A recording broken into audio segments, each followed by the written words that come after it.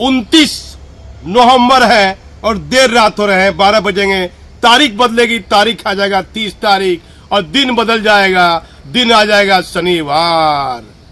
माननीय मुख्यमंत्री जी, सम्मानित पूर्वक इस समाचार को मैं आपको दिखाने की कोशिश कर रहा हूं। गंभीरता पूर्वक, लंबे वर्षों से आप बिहार के मुख्यमंत्री हैं, ये सवाल उठने लगे।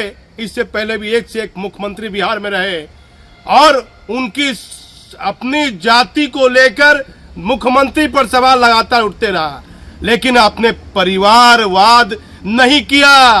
तो ये जातिवाद क्यों कर रहे हैं माननीय मुख्यमंत्री जी? सवाल उठ रहा है। क्यों सवाल उठ रहा है? ये सच, ये कड़वा सच है। इस कड़वे सच से मैं आपको आगाह करा रहा हूं कि कड़वा सच क्या है। पुलिस मुख्यालय जो पूरे बिहार की विधि व्यवस्था को देखता है, अपराधियों पर धर पकड़ करता है, पुलिस का जो कार्य है वो बहुत महत्वपूर्ण रहता है किसी भी राज्य के लिए। अब वहां एडीजी हेडक्वार्टर की पोस्टिंग हो रही है। 1994 बैच के आईपीएस पदाधिकारी हैं कुंदन कृष्णन साहब। लेटर हुआ, सरकार ने रिक्वेस्ट किया और रिक्वेस्ट के बाद कुंदन कृष्णन लौट रहे हैं। क्या कुंदन कृष्णन साहब दूध के धोए हुए हैं? पहला सवाल उठेगा ये। दूसरा सवाल उठेगा माननीय मुख्यमंत्री जी, वह नालंदा जिला से आते हैं और आपकी सौजाती के हैं। आप ही की सौजाती से थे है जितेंद्र सिंह गंगवार साहब, 93 बैच के हैं और वह डीजी में प्रमोशन ले लिए हैं। और आपके इस सुशासन में ये सवाल उठना लाजमी जब हो गया जब अभी तक एडीजी हेडक्वार्टर की तैनाती नहीं हुई और कुंदन कृष्णन साहब को सरकार रिक्वेस्ट करती है। और दूसरी चर्चा ये होती है कि भट्टी साहब वहां गए हैं। भट्टी साहब के जाने के बाद कुंदन कृष्णन साहब भी लौट रहे होंगे, लेकिन सरकार ने रिक्वेस्ट किया है। लेटर में इन बिंदुओं का उल्लेख है, आदेश में। लेकिन नीतीश कुमार जी, आपने 1990 बैच के आईपीएस राजविंदर सिंह भट्टी पर अपना भरोसा जताया था। इससे पहले आपने सिंघल साहब पर भरोसा जताया था, लेकिन क्या हुआ? सिंघल साहब के एसके सिंघल के मामले में, प्रश्न पत्र लीक के मामले में आज माननीय मुख्यमंत्री जी, आपकी सरकार सवालों के घेरे में है। भले आप कोई कार्रवाई मत कीजिए, मामला लिपापोती हो जाएगी। आपने अपने स्पीच में कहा कुछ दिन में सिंघल साहब रिटायर हो जाएंगे, इनको अभी छोड़ दीजिए। बड़ी बड़ी लापरवाही की सिंघल साहब ने, आपने छोड़ दिया। मुख्यमंत्री जी क्षमा कर दिया, चलिए ठीक है, कोई बात नहीं। लेकिन भट्टी साहब को बुलाया, भरोसा किया, लेकिन ये आपका भरोसा आपकी छवि को कैसे खराब किया। एक आम जनता से आपके डीजीपी 1 साल 9 महीने रहे, लेकिन बिहार की आम जनता से वह जनसंवाद नहीं किए। माननीय मुख्यमंत्री जी, आप ही का निर्णय और ये आप ही की सरकार पर ये खराब छवि आपकी बनती जा रही है। अब भी चर्चा होने लगी। चलिए, बाहर के एडीजी की तैनाती आप एडीजी हेडक्वार्टर में मत कीजिए, लेकिन जो बिहार राज्य के रहने वाले हैं एडीजी, जिनकी पुलिस हेडक्वार्टर में महत्वपूर्ण पद पर जिनको तैनाती है लंबे वर्षों से, जिनको बेहतर अनुभव है, बिहार के हैं, बेहतर छवि है, जिनकी 5-7 छवि है, वैसे पदाधिकारी पर आप भरोसा कीजिए जो आपकी सौजाती के नहीं है, आपके नालंदा जिला के नहीं है। उन पर आपका भरोसा क्यों नहीं है? ये कैसा संदेश जाएगा जब आपने परिवारवाद अपने जीवन में नहीं किया? तो ये सौजाती का ये जो सवाल उठ रहा है, बार बार आपके सुशासन की छवि खराब होती दिख रही है, लेकिन इस सच से कोई आगाह कराने वाला नहीं है। सब वाहवाही कर रहे हैं, वाहवाही कर रहे हैं। और एडीजी हेडक्वार्टर के मामले में सोमवार मंगलवार तक हर हाल में राज्य सरकार अपना आदेश जारी कर देगी। एडीजी हेडक्वार्टर कुंदन कृष्णन साहब हो जाएंगे, उन्हें एसटीएफ की भी अतिरिक्त जिम्मेदारी दे दी जाएगी। लेकिन माननीय मुख्यमंत्री जी, जो पदाधिकारी आप ही के अधीन कार्य कर रहे हैं, क्या उनके दिल पर गुजरेगी कि हम हैं, हमारी पाक साख छवि है, हम भी थे, हमें भी मुख्यमंत्री को मौका मिलना चाहिए। दूसरा सबसे महत्वपूर्ण बिंदु मैं आगाह कराता हूं, मान लीजिए आलोक राज डीजीपी हैं, 2 साल रहेंगे, वो रिटायर कर जाएंगे मान लीजिए। उसके बाद डीजीपी में दौड़ में मान लीजिए कि गैंगवार साहब आ जाते हैं, गैंगवार साहब का डीजी में प्रमोशन हो गया है, गैंगवार साहब तिरानवे बेच के हैं, और यदि केंद्र सरकार 2 डीजी रैंक की ओर सहमति देती है तो कुंदन कृष्णन साहब भी सीनियर है, वो भी आ जाएंगे। तो दोनों ही आपके कुर्मी सौ जाति के हैं, आप ही के सरकार की सौ जाति के हैं। अब मान लीजिए कि गैंगवार साहब को आप डीजीपी बनाते हैं, 2 साल 3 साल के बाद सरकार आपकी रही माननीय नीतीश कुमार जी, तो आप 2 साल के लिए गैंगवार साहब को बनाते हैं, फिर अब अपनी ही सौ जाति के कुंदन कृष्णन साहब को बनाते हैं, तो एक कैसा मैसेज जाएगा कि आपने एडीजी हेडक्वार्टर अपनी ही सौ जाति के व्यक्ति को बनाया। और साहब यूपी के रहने वाले हैं, आपने बनाया, सवाल उठे जरूर, लेकिन वह बाहर के रहने वाले थे, तो मामला धीरे धीरे शांत हुआ। लेकिन आप ही के जिला, जहां के मूल आप नालंदा जिला के हैं, हर व्यक्ति जानता है, और नालंदा जिला का ही आईपीएस पदाधिकारी आ रहा है, उनकी छवि क्या रही, उनकी कार्यशैली करने का तरीका। सर माननीय मुख्यमंत्री जी कुंदन कृष्णन साहब सर कहने के बाद क्या क्या कह जाते हैं, ये किसी से छिपा नहीं है, लेकिन ये क्या बिहार में सही संदेश जाएगा। कुछ चाटुकार अफसर आपको गलत रास्ते पर बहका रहे हैं, गलत रास्ते पर ले जा रहे हैं। ये सौ जाति का खेल, ये आपके सुशासन में एक बेहतर संदेश नहीं जाएगा। जिस मुख्यमंत्री ने परिवारवाद नहीं किया, तो वह जातिवाद क्यों करेंगे। ये सच है कि कुंदन कृष्णन साहब भी एडीजी हेडक्वार्टर बनेंगे। मुझे एक बड़े पदाधिकारी ने कहा, वह केंद्र में तैनात है, बहुत महत्वपूर्ण पोस्ट पर है, क्या क्यों चिल्ला रहे हैं, कोई सुनने वाला नहीं है, सब कुछ हो रहा है, कोई समझने वाला भी नहीं है। लेकिन जो परिस्थितियां बन रही है वह बिहार के हित में आगे रहेगी या नहीं, ये कहना कठिन है। माननीय मुख्यमंत्री जी, निर्णय आपके हाथ में है। ये कैसा संदेश जाएगा जब परिवारवाद आपने नहीं किया, तो ये जातिवाद क्यों हो रहा है।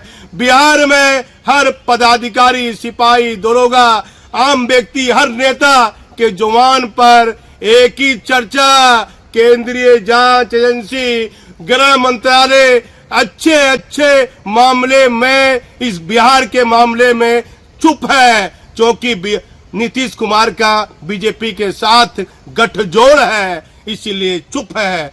आखिर ये सच कौन दिखाएगा, ये कड़वा सच कौन दिखाएगा। माननीय मुख्यमंत्री जी, ध्यान दीजिए, इन गंभीर बिंदुओं पर ध्यान दीजिए। आखिर सौजाति, सरकारी सौजाति नालंदा जिला ही क्यों। मैं भागलपुर से दीपक नौरंगी। मुख्यमंत्री जी, एडीजी हेडक्वार्टर के लिए आपने केंद्र तैनात आईपीएस को बुलाया है। क्या बिहार में साफ सुथरी वाले एडीजी रैंक के पदाधिकारी की कमी है? मुख्यमंत्री जी, ये फाइनल है, एडीजी हेडक्वार्टर सरकारी सुजाति की होगी तैनाती। मुख्यमंत्री जी, जब आपने परिवारवाद नहीं किया तो फिर जातिवाद क्यों किया जा रहा है? मुख्यमंत्री जी, एडीजी कुंदन कृष्णन साहब सर बोलते क्या नहीं बोल जाते हैं चर्चा।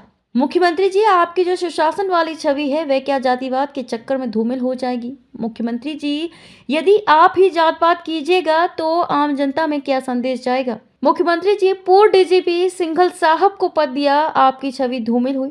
मुख्यमंत्री जी, पूर्व डीजीपी भट्टी साहब पर भरोसा किया, उक्त निर्णय से आपकी छवि पर कैसा असर पड़ा? मुख्यमंत्री जी, पूर्णिया के पूर्व आईजी शहीद विनोद कुमार भी नालंदा के रहने वाले थे, उनको न्याय क्यों नहीं मिला? मुख्यमंत्री जी, हर पोस्टिंग होने से पहले उक्त अधिकारी के नाम की पहले ही होने लगती है चर्चा।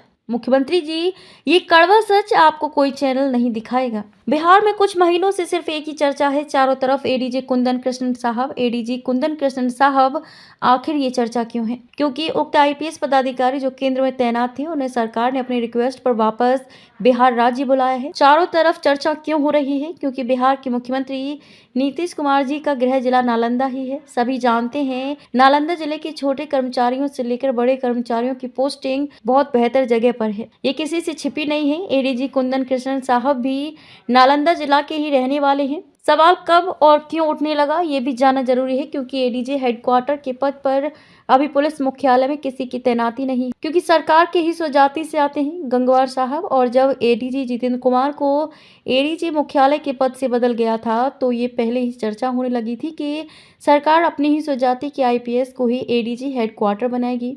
आखिरकार ये सच भी हुआ।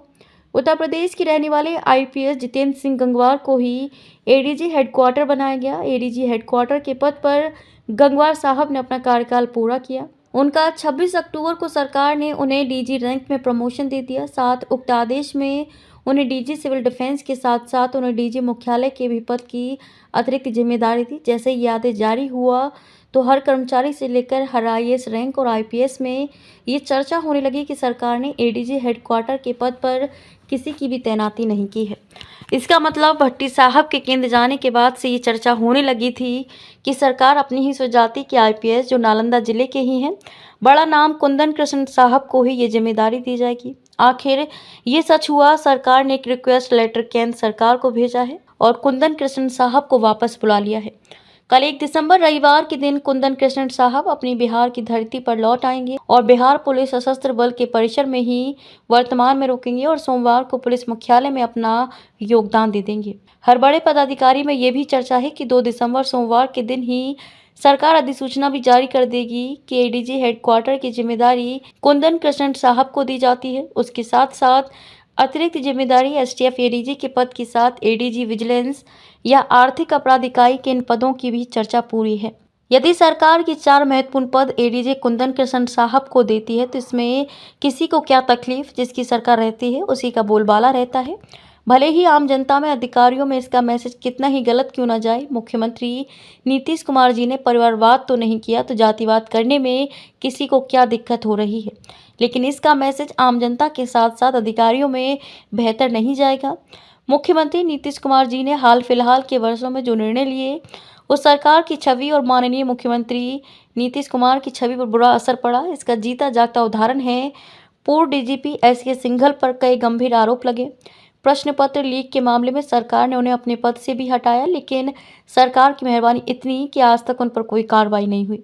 जब भरोसा 1990 बैच के आईपीएस राजविंदर सिंह भट्टी साहब पर किया, उन्हें भी केंद्र से बुलाकर बिहार के डीजीपी बनाए जाने में मुख्यमंत्री साहब का ही ये निर्णय था। लेकिन माननीय मुख्यमंत्री जी, इस निर्णय से आपकी छवि जब खराब होने लगी, हर नेता में, हर पब्लिक में, हर पुलिस विभाग के पुलिसकर्मियों में ये चर्चा होने लगी कि वर्तमान डीजीपी आम जनता से जनसंवाद भी नहीं करते हैं। यहाँ तक ही नहीं, जिस पुलिस विभाग के वह मुखिया हैं, ना ही पुलिसकर्मी से मिलते हैं और ना ही अपने वरीय पदाधिकारी से मिलते हैं। यहाँ तक कि वरीय पदाधिकारी जो महत्वपूर्ण पद पर उनकी तैनाती थी, उनको अपने ऑफिस के बाहर ही खड़ा कर देते थे। जिस तरह का व्यवहार और कार्यशैली पूर्व डीजीपी भट्टी साहब की रही, उससे माननीय मुख्यमंत्री नीतीश कुमार की छवि पर पूरा असर पड़ा है। भले ही सच्चाई से मुख्यमंत्री को कोई पदाधिकारी या कोई पत्रकार अवगत कराया नहीं जाता। हाल फिलहाल के वर्षों में माननीय मुख्यमंत्री नीतीश कुमार ने जो निर्णय लिए हैं, उसको लेकर हर जगह एक ही जिला और एक ही जाति के लोगों की तैनाती की चर्चा हर पदाधिकारी, हर सरकारी कर्मी और आम जनता में देखी जा रही है। मुख्यमंत्री जी, जब बिहार का नालंदा जिला ही इतना प्यारा है तो वहाँ के रहने वाले पूर्णिया के पूर्व आईजी के मामले में सारे गंभीर बिंदुओं का जिक्र जब कई एडीजी रैंक पदाधिकारी ने किया था तो उसे लाल फाइल में क्यों बंद किया गया? उस मामले में दोषी आईपीएस को क्यों बचाया गया? क्या शहीद विनोद बाबू के लिए नालंदा जिला अछूत हो गया था? वह भी नालंदा की रहने वाली थी, उनको 2 पुत्री हैं, कोई आवाज उठाने वाला भी नहीं। क्या ये न्यायपूर्ण फैसला हुआ?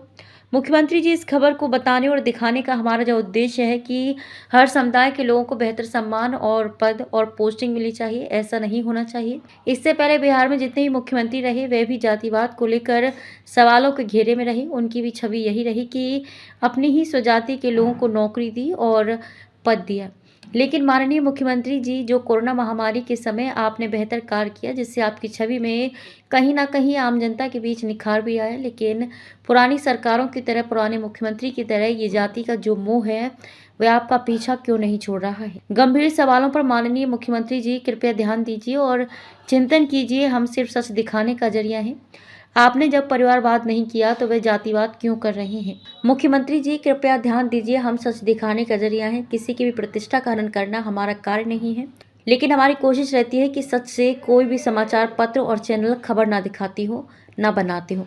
वैसी खबर कोई हम बनाते हैं और दिखाते हैं। भले ही कुछ पदाधिकारी, सरकार में बैठे जिम्मेदार लोग हमारी इस खबर और चैनल से जरूर नाराज होंगे, लेकिन हम सिर्फ एक सच दिखाने का जरिया हैं। हमारा आपसे कोई निजी मतभेद नहीं है।